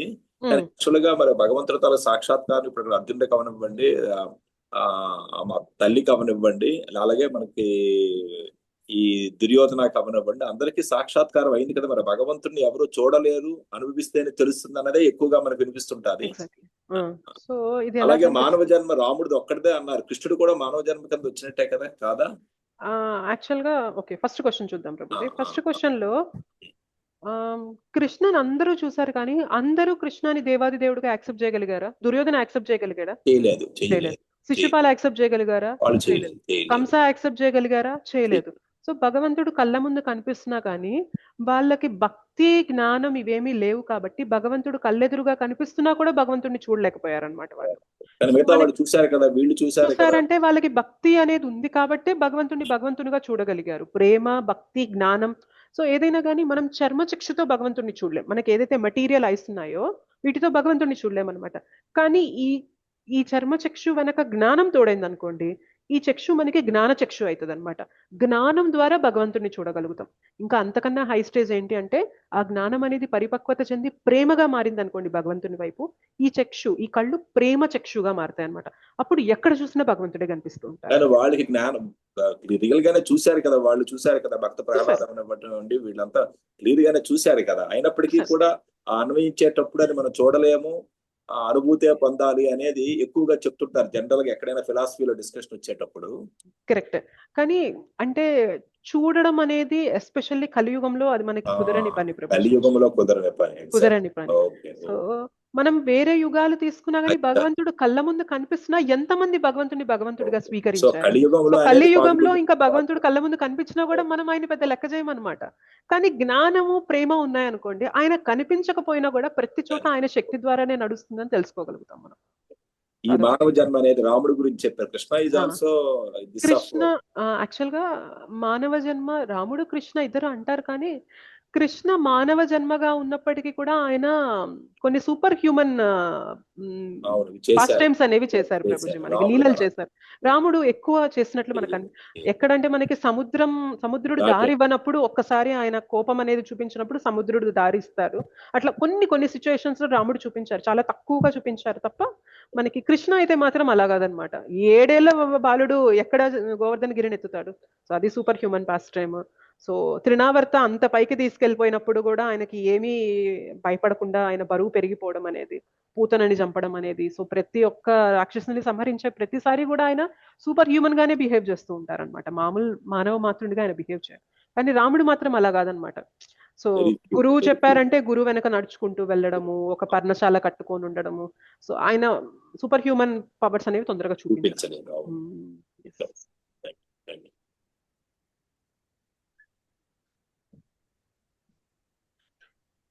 ఇంకేమైనా క్వశ్చన్స్ ఉన్నాయా? హరే కృష్ణ మాతాజీ, ఇందాక ప్రభుజీ అడిగిన క్వశ్చన్ లో సాంఖ్యం యోగం అంటే మీరు భక్తి యోగాలాగా తీసేసుకోవచ్చు అని అన్నారు కదా.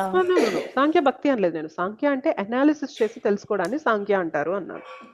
ఓకే. అంటే సాంఖ్య అంటే నార్మల్ గా సోల్ నాలెడ్జ్ కాదా? Soul and super soul knowledge and this material nature knowledge, the knowledge about the soul, super soul and the material prakriti. So వీటి గురించి అనలైజ్ చేసి తెలుసుకుంటారు అనమాట వాళ్ళు. దట్ ఈస్ జ్ఞాన యోగ ఆర్ సాంఖ్య యోగ. ఓకే. నేను అదే మొత్తం క్లాస్ వినలేదు మాతాజీ, ఇందాకే జాయిన్ అయ్యాను. Sorry. No problem Mataji, fine. Hare Krishna Mataji. Hare Krishna Mataji.